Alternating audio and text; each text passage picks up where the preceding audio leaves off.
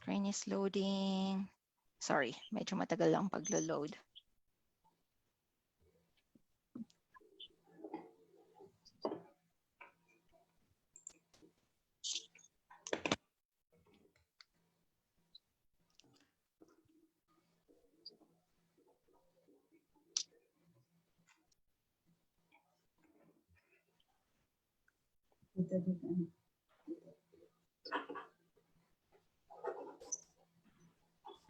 It's now on live.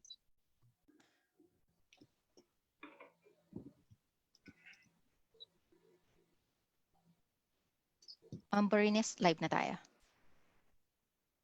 Good morning, everyone. I am Professor Marisa E. Borines from Trinity University of Asia, College of Arts, Sciences, and Education. We are here live in our weekly Trinity Talk, an online panel discussion of current events and issues. The Department of Education and higher education institutions would be implementing adjustments in the basic, secondary, and tertiary education curriculum to take into account the current situation brought about by COVID-19 pandemic. This morning, ladies and gentlemen, we're lucky to have invited three prominent panelists in the field of education who will enlighten us with the expectation that may arise amid the times of uncertainties, particularly of the educators, parents, and students. So to start with our Trinity Talk, let me call in our first panelist.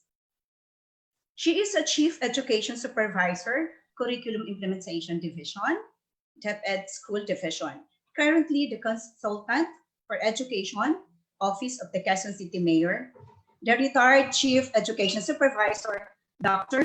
Adelina A. Sebastian. Good morning, ma'am. Hello, good morning. Morning. Our second panelist, former Vice President and Executive Director of Meralco Management and Leadership Development Center, now known as the First Pacific Leadership Academy. He is currently the Executive Director for the Civil Service Institute, Civil Service Commission. Let us welcome Dr. Arthur Luis P. Florentin. Hello, sir. Morning. Morning. Good morning po. And lastly, the recently elected Director of the Philippines Accrediting Association of Schools, Colleges, and Universities, and the Executive Director of Private Education and Assistance Committee, or PEA, which is the trustee of the Fund for Assistance to Private Education, or FAPE. Friends, please join me in welcoming Ms. Rodora Angela Fernandez Ferrer. Good morning, ma'am. Morning. Morning to everyone. Good morning po. At this juncture, can we now start with the queries to the panelists? Our first question is, what will be the face of education come August this year? Dr. Sebastian? Good morning.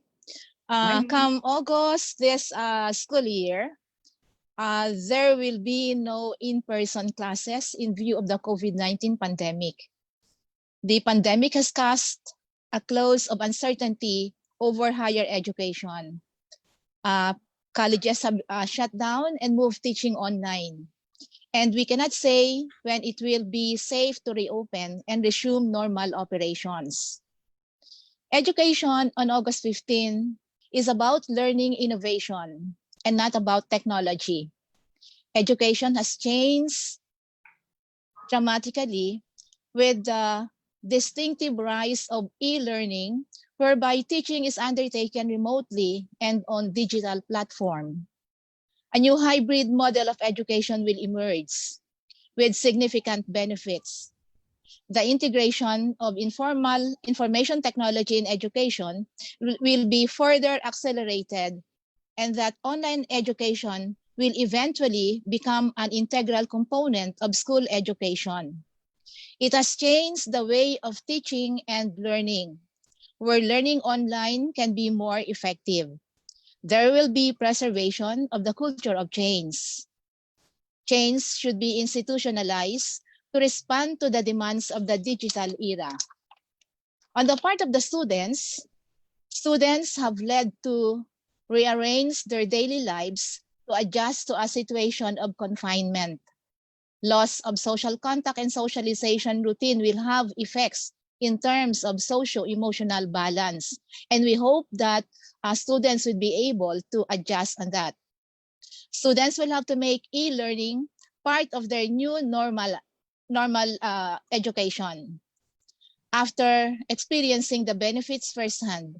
Skills such as critical thinking and adaptability will be developed, and they would realize the importance of such skills. Universities will shift the focus from basic training on tools to more advanced training, incorporating course design and assessment of learning. I think that's all I can share with regards to what will happen to the face of education come August. And I am sure that my co-panelists also have their thoughts about the topic or about the question. Thank you, Dr. Sebastian. Ma'am Ferrer? Okay. Thank you, Dr. Sebastian. I completely agree with the points that you raised about the face of education come August. I'd like to proceed with from the survey that PAC conducted third week of April, so that we will see at the national scale what's happening across the Philippines. By way of introduction, you know that the Private Education Assistance Committee is contracted by the Department of Education to implement the Education Service Contracting Program in junior high school and the voucher program in senior high school. We're also helping CHED Unifast in the implementation of the tertiary education subsidy for private higher ed institutions. So in the third week of April, at the in the middle of the lockdown, we wanted to find out how the schools were recovering from school year 1920, which abruptly had to be halted, and how ready they were for school year 2020-2021.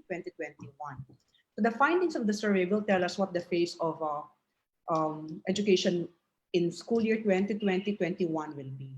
Okay, what came out from the survey? In terms of delivery mode, more than half of the schools are saying that they will opt for blended delivery. Okay, but blended is a combination of face-to-face and distance/remote, which can be offline to online strategies. I think that's also a very optimistic view, no? Because as you very well know, face-to-face is rather difficult. That's why some universities have actually planned for full online for school year 2020-2021. Okay, what else came out? The teachers are optimistic and they really want to be trained. No, they're ready for that. But they also admit that in the past, there has never been any systematic training about how distance, remote, or online learning should be delivered. So that is a gap. When they were asked about learning management systems, more than half of the schools said they did not have learning management systems. And if they will use online platforms, they will be relying on Facebook or social media platforms, which are readily available to all the students and to the teachers as well. But what came out as a problem is connectivity. Schools are saying they might have connectivity in their own campuses, but you're now talking about teachers, parents, and students who are at home. So that becomes a problem. So it's not as if it's the school's responsibility to ensure that there's connectivity, for all the homes of their students. So that becomes a difficulty, when we talk about online delivery. And then the problem about gadgets. It also came out in the survey. Not all students actually have gadgets. So this came out in the survey, plus all the possible operational challenges on, say, the readiness of the physical plant of the school in the event that they will have to do face-to-face. Then there has to be physical distance, there has to be disinfection, there has to be medical personnel. So our conclusion really is it's not business as usual. When we start school year 2020-21, all of our comfort zones are all of a sudden displaced. We cannot be in our comfort zones anymore. But are we willing to take that leap of faith? Yes, because our learners are worth that. Okay. Now, we did the second survey very recently, asking the schools participating in the GASPE program, about 4,000 schools, when are you opening your the school year? And in basic ed, 70% said they'll open August 24. So they were moving towards the same direction of the Department of Education, which to us is a good thing.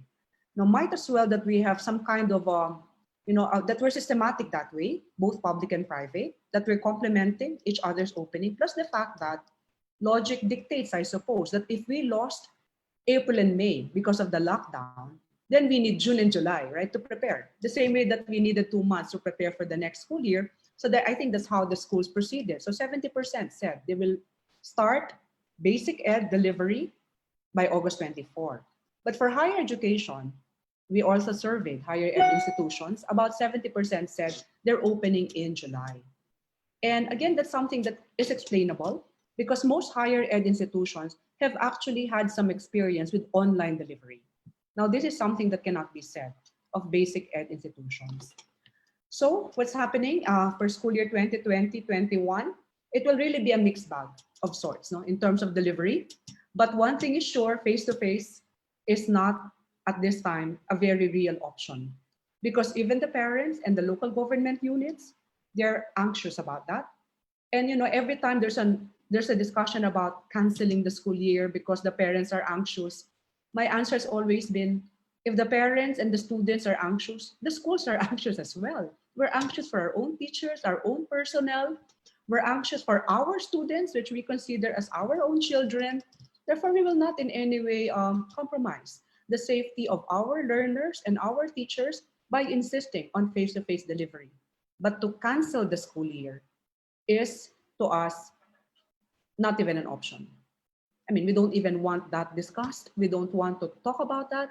If there are parents who are anxious, our advice to the schools is reach out to your stakeholders, primarily the parents, so that you can explain how the delivery mode will be.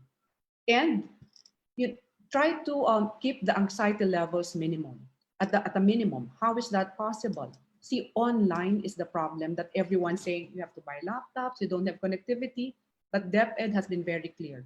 Distance and remote can be offline. So learning modules, learning packets, eventually TV and radio. But all of this will have to be done, maybe not perfect when we start out, but eventually, we'll have to just get things moving. So that's my answer to the question. Dr. Florentine. Yeah, actually, because of COVID-19 pandemic, we are transitioning, and we are transitioning towards a new normal, which is characterized by a more conscious awareness about health and wellness because of the infections, and because of that also, we need to maintain social distancing, which constrains communication and travel. And therefore, what is happening now is we are we are forced to use technology, to use online communication to be able to carry on with our lives. But while these technological applications are already available, in fact, we are already 10 years into the fourth industrial revolution. We have not really paid so much attention to the technological applications. But now we are forced to. Therefore, we are plunged into the digital world.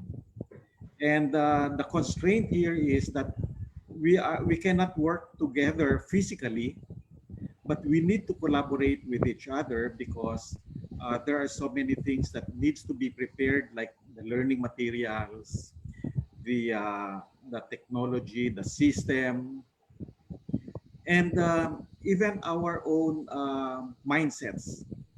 Because as we move towards online learning, learners should now be able to be more responsible for learning, because they will more of the time they will be left on their own. They will have to access learning materials on their own.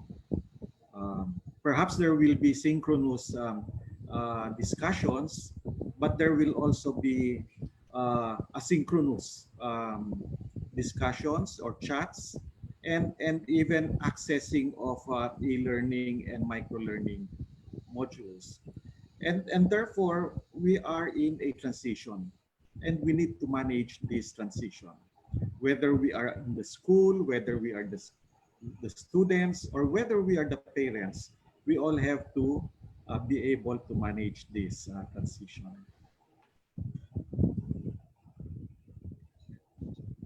I agree with sir and ma'am, no? In terms of preparing the teachers, for example, as mentioned by Ma'am Ferrer a while ago, there's really a problem, especially in the basic education. But one thing that is good to see is that you see teachers' willingness to be trained and to really make sure that come August they will be prepared. Although they will be encountering problems, but that's a reality that we have to accept. What's important is that we are all willing to deliver the quality teaching that our students deserve. May I also add, no, I was struck by several points raised by Sir Art because I completely agree. Number one, right now we have that paradox of having to collaborate and to be high touch with our stakeholders, and yet it has to be contactless.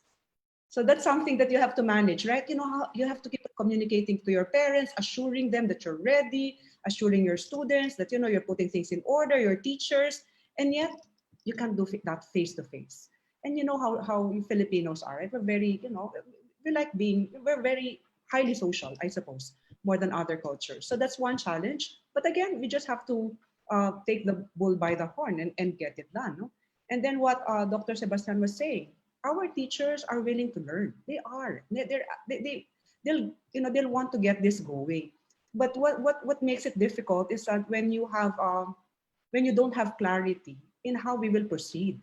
That's why when the Department of Education released the three DepEd orders, okay, that set the start of the school year, that talked about flexible learning options, and then the minimum the most essential learning competencies. I was saying those are already your guides. You get those things, these are already given by the state, then that will already allow you to plan the year because that gives you some clarity as to how we should be planning for school year 2020-21. Pero one last, yung sa technology, ako tuwang-tuwa ako dyan eh. Ang tagal ng usapan yan, fourth industrial revolution, integrating technology in the teaching learning process, but we don't walk the talk, right? But now we are forced by circumstance, not by choice. Diba? And all of a sudden, we have no choice on the matter except embrace it and make sure that it can be utilized in order to ensure that the learning process continues.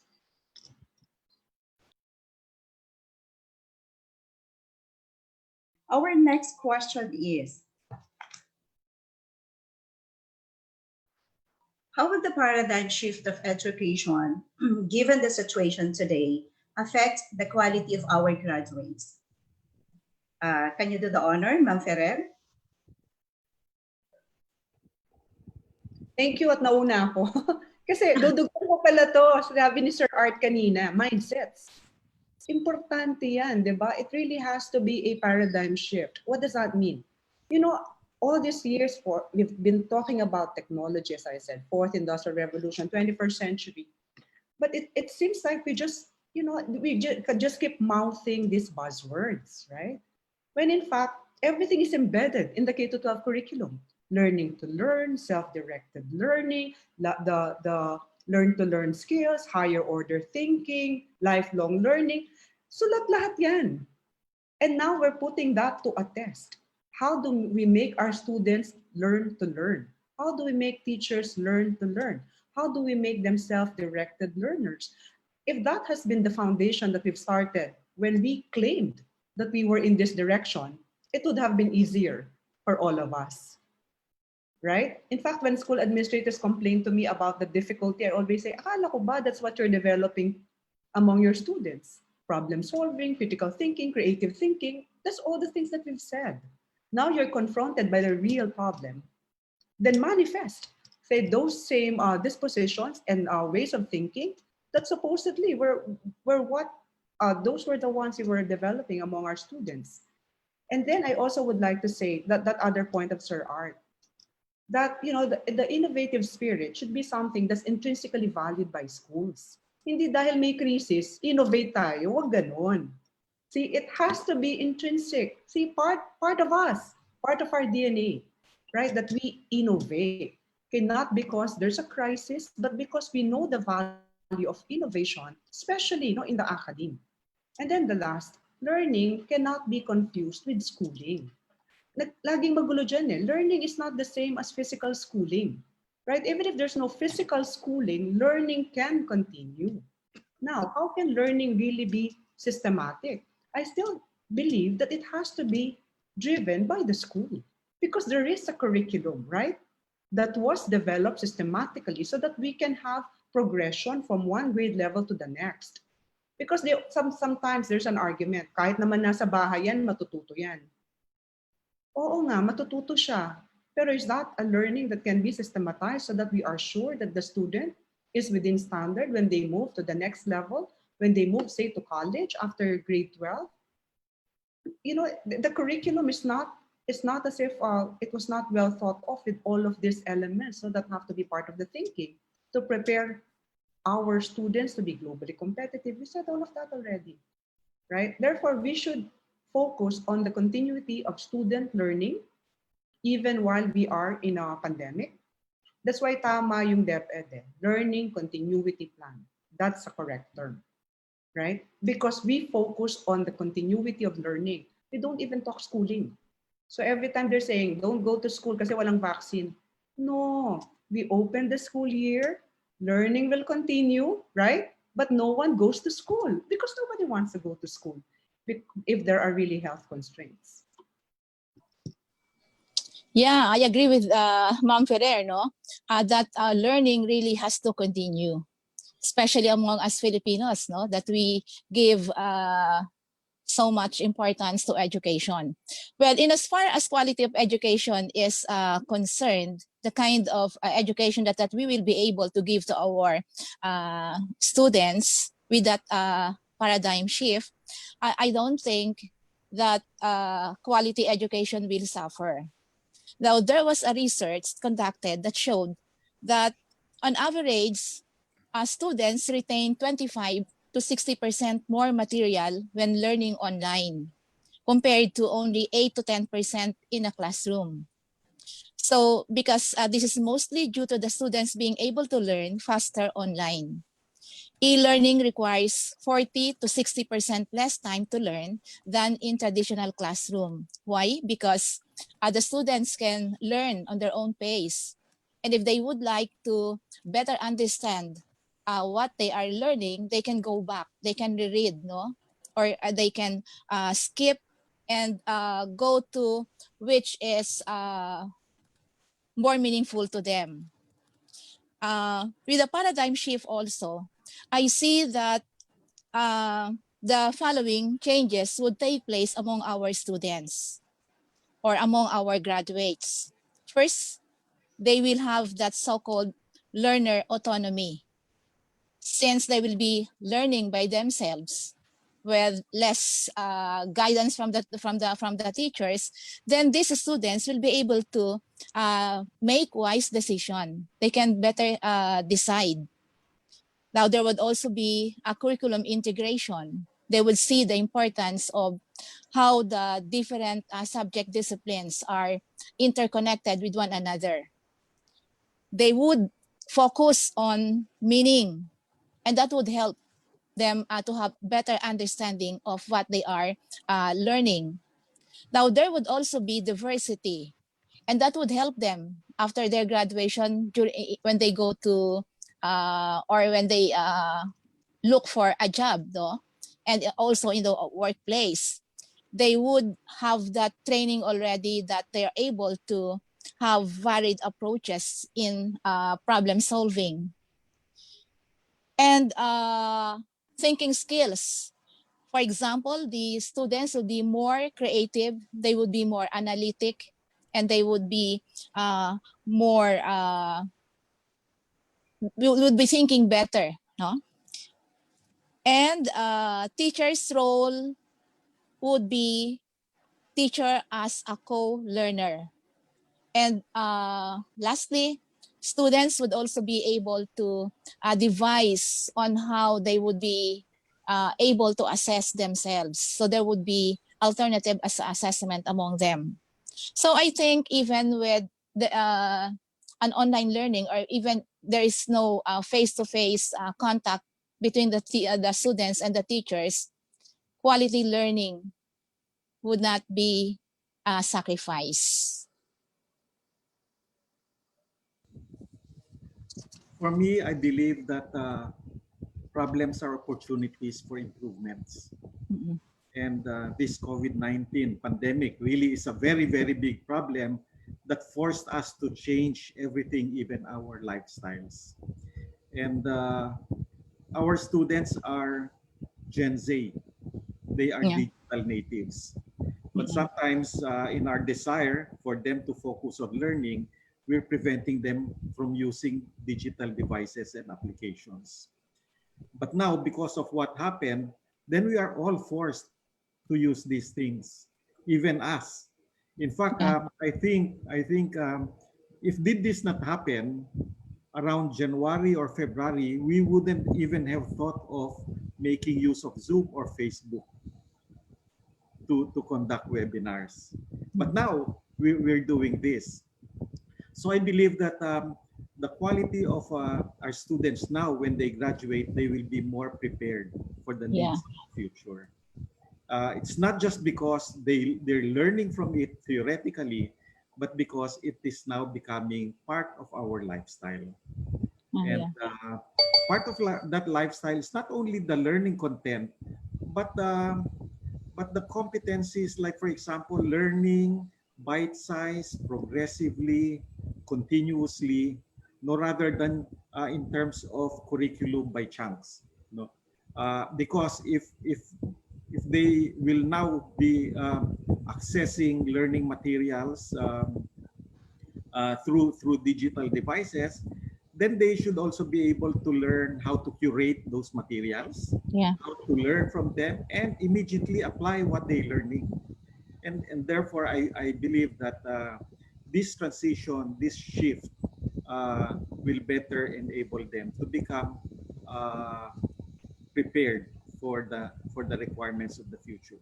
In fact, it's not the requirement of the future, because we are already behind technology now. So we're just preparing them for the present. Yeah. Yeah, I also believe with what was mentioned by Sir, no, that these graduates would be better prepared. Actually, they are better off nga as compared to us, no, in terms of using technology. Me, in my experience, I would always ask my apo how to do this, how to do this. But now we are forced. Everybody is forced to really embrace the use of technology. And our younger generations are far, far better. So there's no problem as regards uh, being quality graduates. Thank you for the answers, panelists. Another question: how should HEIs be adapting to provide the workforce the fundamental competencies and skills needed both now and into the future? Sir Florentine? Well, I think we should now look more into lifelong learning. I think we've been discussing this in the past, lifelong learning, but I think we should now emphasize that because of what happened. Uh, Change is not only accelerating; it is already exponential. Meaning, we should be able to develop the learning agility to continually adapt to changing environment. So sometimes, while our curriculum is focused on certain fields, we should also couple it with certain competencies that will enable the students after graduation to continually adapt to the environment, because they are saying that 50% of the jobs that the students will be able to occupy in the future are not yet invented, are not yet here. And therefore, the only way to prepare them for those kinds of jobs will be to enable them to continually learn.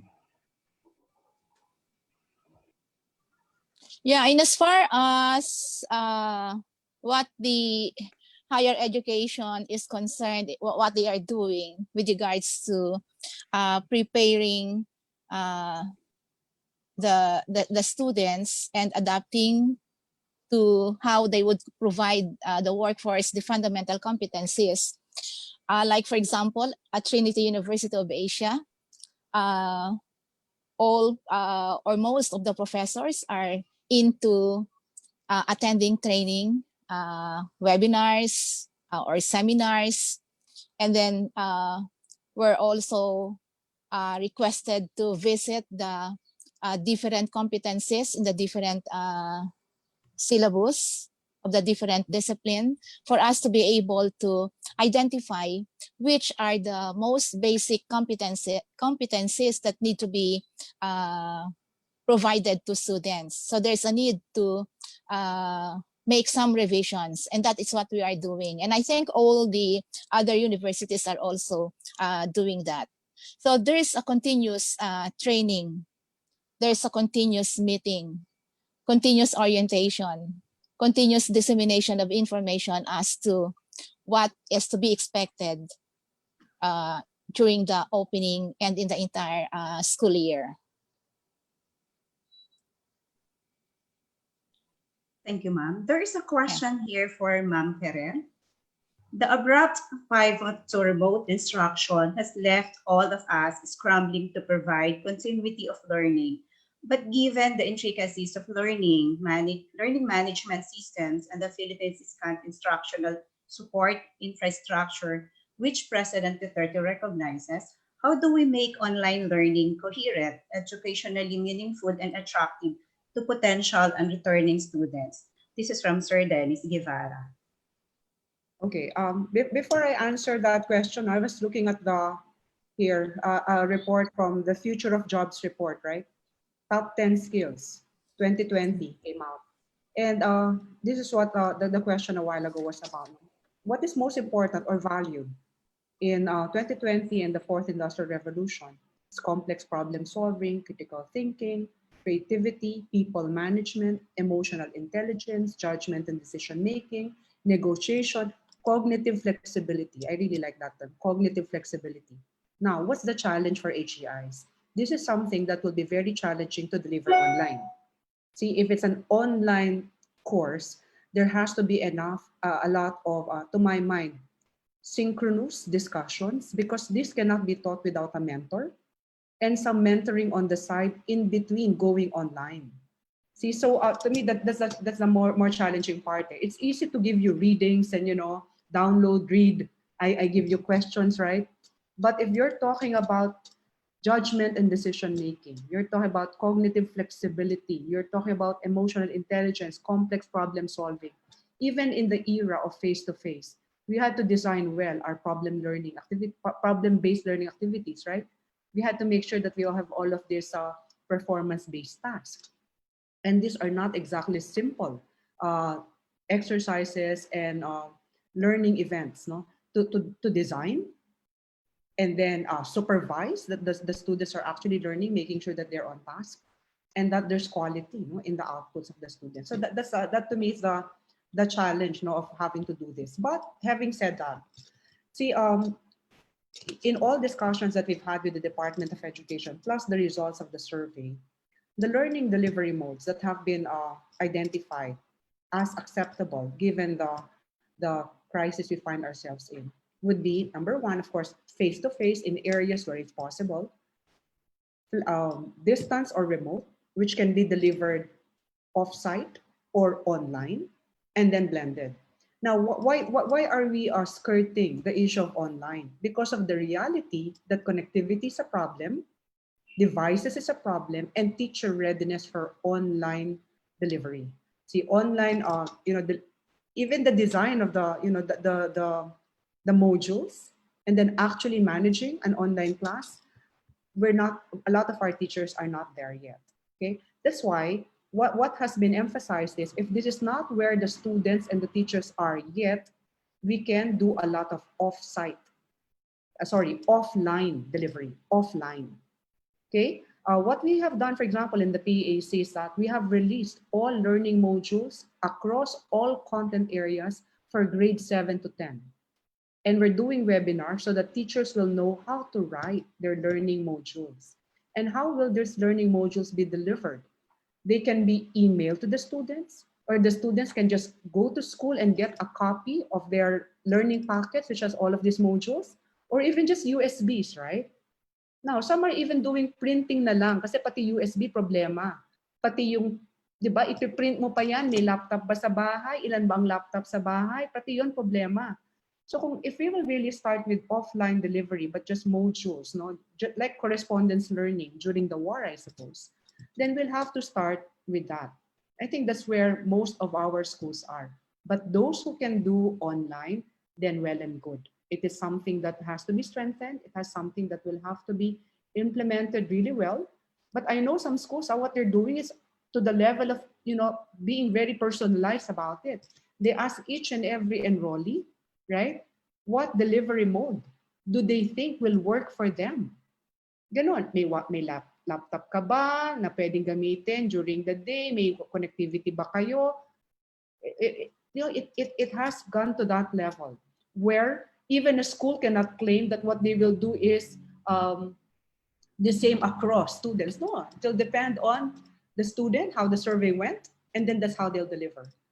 So, noon yung Finland lang nagsasabi ng personalized, di ba? Personalized learning. We wanted to study how Finland was doing it. Now we're thrust into that kind of a delivery mode because each of our students have unique context at home. And that's something that we also will have to deal with. Dati kasi tabla-tabla pag nasa school na right? But now that they're at home, then you'll have to factor in the context at home.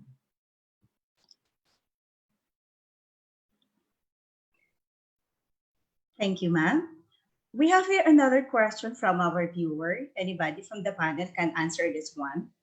How could educators and students test the sustainability of online learning in a post-pandemic period in order that education, as an engineer of a nation's prosperity, will adapt to the changing times?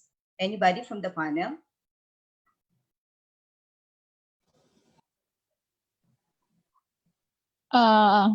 I think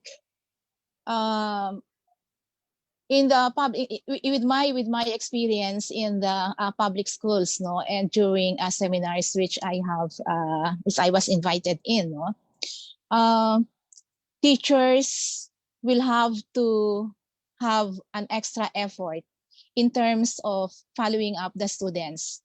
For example, if they give them modules after a week or two, depending on the time that was agreed upon, then they'll have to go for some teachers, they will have to go individually to the students in order to make a follow-up.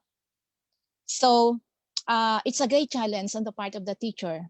But what's I see in the teachers is that they have that willingness to do an extra effort in order to make sure that learning would be continuously done by the students and to make sure that the students are on the right track. So there would be regular monitoring of whatever activities were given to students. And that's the beauty of it, no? What was mentioned by Ma'am Ferrer, wherein the students were asked as to what kind of delivery mode was would be more acceptable to them. Ang magandang nakita ko doon is that since they were consulted as to how they will be taught by the teachers, mas ang magiging participation ng mga learners parang more acceptable because they were asked to do it. And so I think that would help in terms of maintaining the sustainability of whatever platform will be used to them, because they the learners themselves told the teachers on what they are, on what kind of platform would they be more productive. Thank you, ma'am. Yes. Sir Arthur, do you have any idea? Yeah, I think there is a need for teachers also to consider not only technology but behavior. Like for example, it's different managing a classroom where students are physically present to online where it's virtual and therefore uh, you cannot talk to all of them at the same time, and therefore professors will need to be to provide more consultation hours because as students learn on their own, they may have questions, they may have uh, difficulties in understanding, and therefore uh, there is a need for professors to continually be uh, um, available, accessible for clarifications or whatever is needed by the students. Again, it's a mindset, and we need to um, properly shift in mindsets. Yeah. Just to add, no, I think the question that was asked was that the sustainability of online learning, right? Post-pandemic.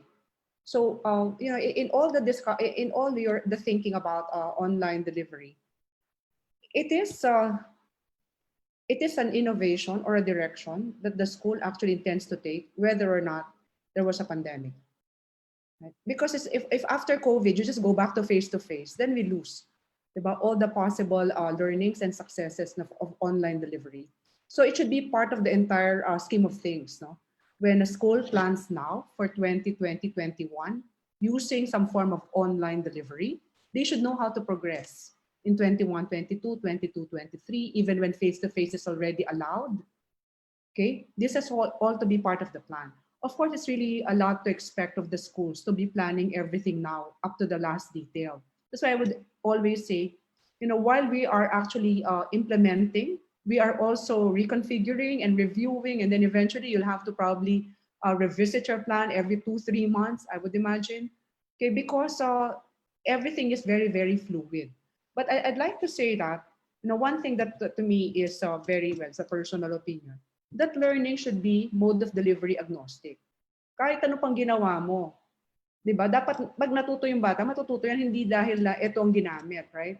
Which means learning is something that is non-negotiable, and we use the delivery mode that is best suited for the context and the reality of the child and the home. Okay? But having said that, okay, how do we proceed at the level of the school? PAC monitors the school's compliance with the standards of DepEd. That's part of the contract that we have. For the school to be receiving subsidy from the Department of Education, they should be compliant. That's why they are periodically visited.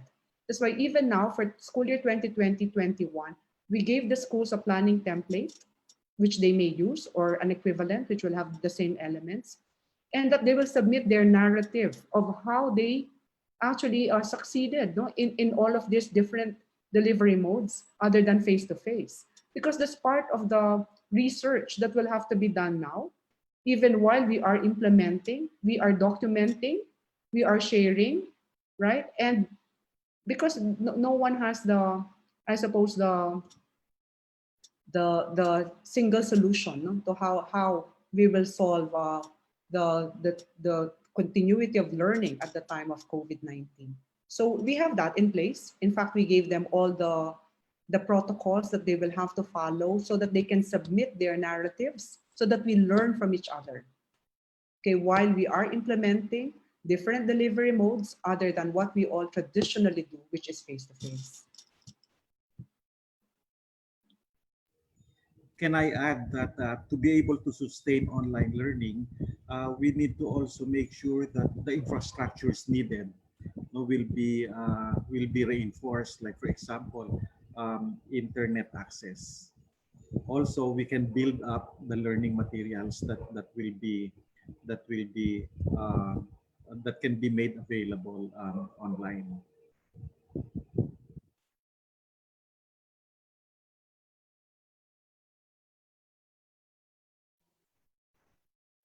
Thank you. We have also another questions here. We have two questions.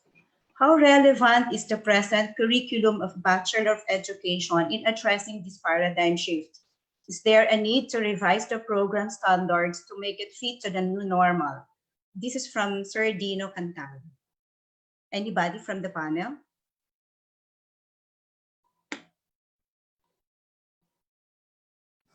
Well, I guess number one is to make our educators tech savvy, so that they'll be able to be confident in making use different approaches.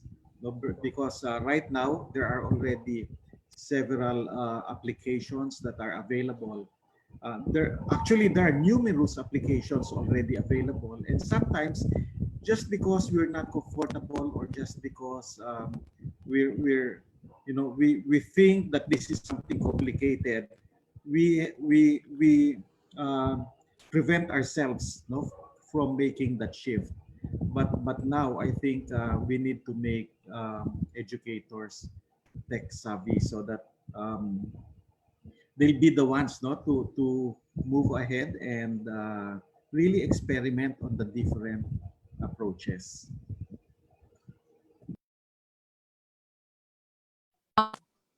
Yeah, aside from what was mentioned by Sir, that really there's a need for our educators to be technology expert, because that's the call of the times. Now, in as far as content of the curriculum is concerned, although we are bounded by CHED, in as far as competencies are concerned, but I think it is also important that those who are offering education courses has to they should they should find out from the field itself. Say, for example, they could interview the school administrators, the teachers, in as far as what skills are would be needed, or what skills would be are important to the learners. So the content of the curriculum should be such that something that is relevant to the present needs of the students in particular, of the learners in particular, and something where more hands-on activity should be provided to the learners, even they are doing online.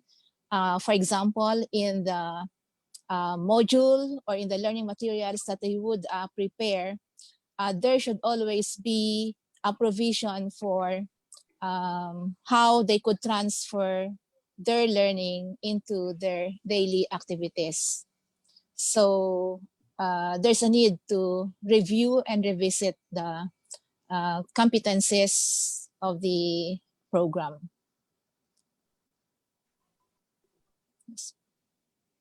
Yeah, parang logic state naman that everyone will really have to revisit, di ba, their programs given the new delivery modes. Because you cannot keep on being a prophet for online and various delivery modes, and your delivery in your own classroom is all face to face. So you know how teachers are. We're all, well, I'm a graduate of an education course, and your first method of teaching is really how you were taught, right? So how you were taught, that's how you teach, right? So until you kind of establish your own, you get more confident about your own PCK, you always start with how your teacher taught you. Anyway, having said that, okay, we also have to consider that curriculum is not just content, right? It's also the assessment, right? And the various instructional strategies. Now, those are the ones. Assessment is really a big concern now, right? How do we ensure that we can assess the students and that they really are within standard across the competencies that we were supposed to be developing when we are in an online or distance learning mode? Okay, so those are the things that are still all part of curriculum. So if you talk about the curriculum, especially in the context of a Bachelor of Education course, then it's really not just making the teachers learn the content, okay, that will make them more competencies and skills that will allow them to navigate all delivery modes, but at the same time, all possible instructional strategies across delivery modes, and at the same time, assessment across delivery modes.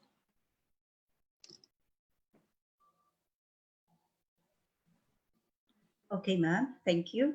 We have another question from Sir Walter. Will the program standard of CHED across all degree programs need to have new media use as part of our subject? This is from Dr. Walter Yudelmo. Ma'am Sebastian? Question again. Okay. Will the program standard of CHED across all degree programs need to have new media use as part of our subject? As part of major Yeah. subject?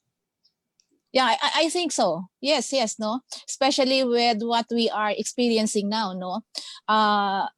The role of media is very important, especially in terms of disseminating correct information to the viewers, no, to the learners in particular, and so there is really a need, no. There's really a need to integrate use of media in the different programs. Yes. Okay, ma'am. Thank you. So we have here another one. I think everybody wants to know this one. Can you please give me the top 3 most important degrees to take in the coming school year? So the top 3 most important degrees. And then how about the 3 in-demand jobs? Sir Ferrer? I'm sorry, Ma'am Ferrer. Well, wala akong survey. Ano ko lang, my own personal take on this. Okay, data analytics is big. And we've said that, no, when we started fourth industrial revolution, big data analytics. And this pandemic is showing us that, right? Okay, what else? Those that will allow, that will be very high in IT. Okay, IT skills. Okay, so obviously, again, this pandemic showing us that. And then those that are, well, now what's gaining a lot of ground, even like my own daughter and some of her friends, medicine and science. You know, it's getting a lot of respect, okay? Because now that decisions that are made, policies that are adopted by government, and the discussion on the world stage is really utilizing a lot of science, no? And research. So to me, those are the things that will allow us, you know, to navigate the future, because it's not the same environment that we had when we were, I suppose, growing up and young and all. It's very complicated and different now, right? That, you know, it's the entire world you're talking about immediately, not just your country, not just your city, not just your, you know, little village, right? Because we've already moved into that in a very interconnected world. So that's when you need a lot of data, big data. You'll need a lot of IT specialists, and then a lot of science, no, into how we do things. Yeah, if I may add to what Ma'am Ferrer has mentioned, no, after the these are the, I think these are the post pandemic jobs which would be in demand 2 or 3 years after or 4 years after. Like for example, jobs which are related to healthcare services. So there would be more nurses that would be hired, more doctors, more pharmacists. So all those that are would concern healthcare services. Next would be, there would be a great demand for teachers, psychologists, no, especially with what is being experienced now by our students, no. So a need for psychologists, for crisis manager. And again, I'd like to go back, teaching. Even without the pandemic, our population keeps on growing. And so there would always be a demand for teachers every year. They could specialize on early childhood, elementary education, secondary education. Now with the K to 12, we have senior high school. So really, teachers are very much needed. Now, there would also be a great demand in as far as scientists and researchers are concerned.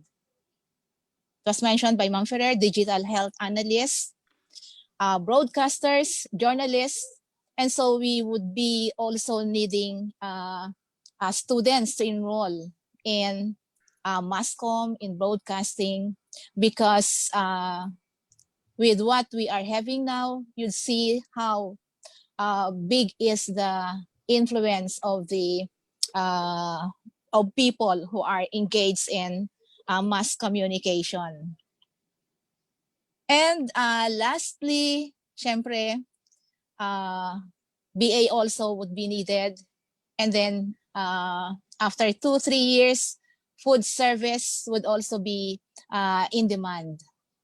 At the moment, there's a problem, but once everything is in the new normal, then people would be happy to go to their favorite restaurant, to their favorite hotel, or to their favorite tourist spots. And so I think magbo-boom uli ang ating tourism industry and food service. Yeah, I think Sir Art would also share us with what he thinks are the job that would be in demand. Actually, I'd prefer not to mention the top three, because sometimes because we're mentioning the top three, then we're saying the others are not as important. But for me, if you're a student and you would like to know what career to move forward to, it's not the career itself, but it is our own traits, our own strengths and weaknesses that we should look into, and then look for the best match with respect to career. No, actually, even the top three jobs, it's very difficult because change is exponential. Jobs are changing. Many jobs might no longer be here now, or in the near future. No, and there will be many new jobs that will be there, but are not we are not yet aware of them. No, so it'll be very difficult to do that for me.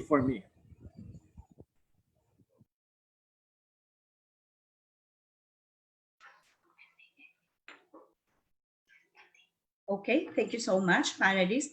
I am pretty sure that the viewers are glad with the answers of the panelists.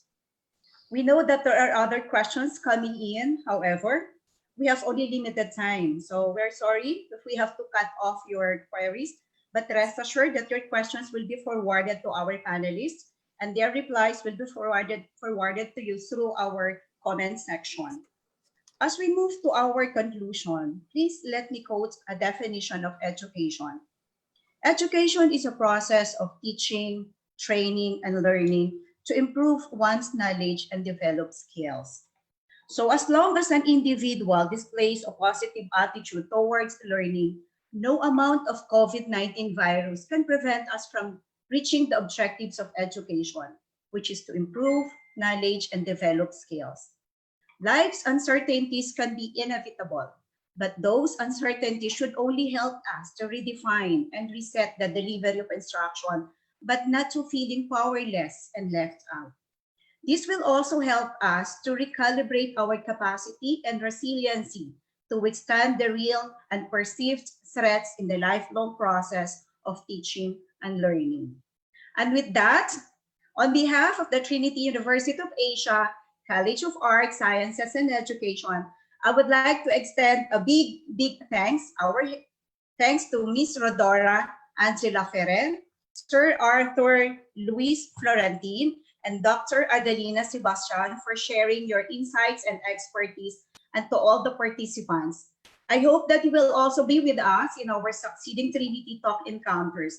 Thank you. Stay safe and healthy, everyone. Bye.